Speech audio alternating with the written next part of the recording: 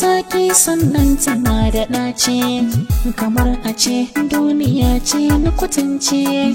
Dukan halittu biyu ne a takaice, negative positive a sashi a turance.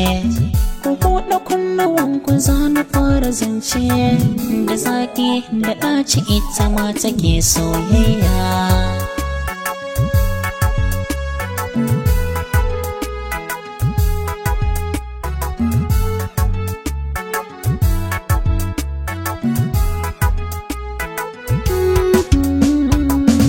Gargaɗi na taho zan yi wa ikiwana, akan ta soyayya ne abin nufina. Na fahimci jama'a suna ta ƙona, domin ta soyayya sun zube a rana. Waɗansu ta sa su suna kauce hanya. Soyayya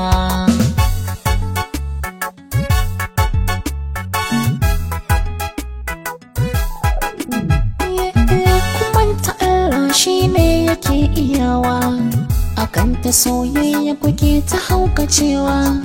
Waɗansu har junansu suke kashewa, me za ku ce wa Allah a ran tsayawa? Kwai duba kwai nazari a kalamina, yan uwana ma abota soyayya.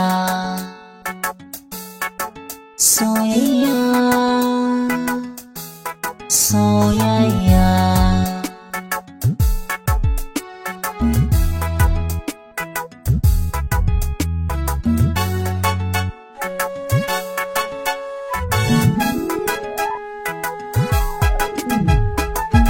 Sani soyayya ai halitta ce, in ka so ba a san ka jarabawa ce.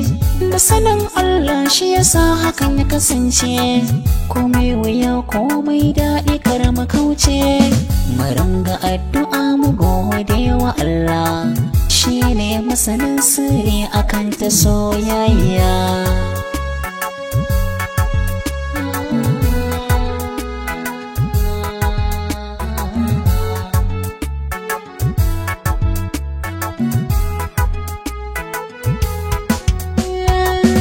Zaka so ko zaki so ku yi dan Allah, domin ta so dan ba na so daga an yi kwalla. Haki na so ka so a so ka min Allah, da raɗaɗe ka so a ƙi ka zafi walla. Roƙo nake a gare ku ƴan uwana, mu ringa tausayin zuciyoyin masoya.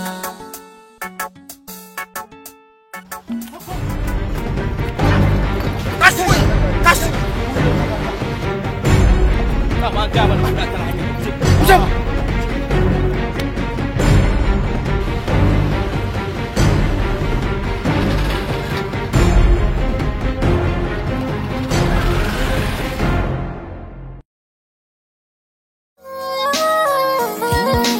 Duka tsarina sun canza kan soyayya.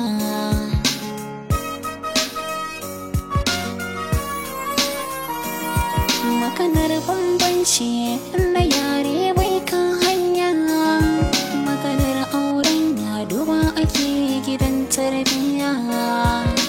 Bai tsakanin masoya akwai fahimta.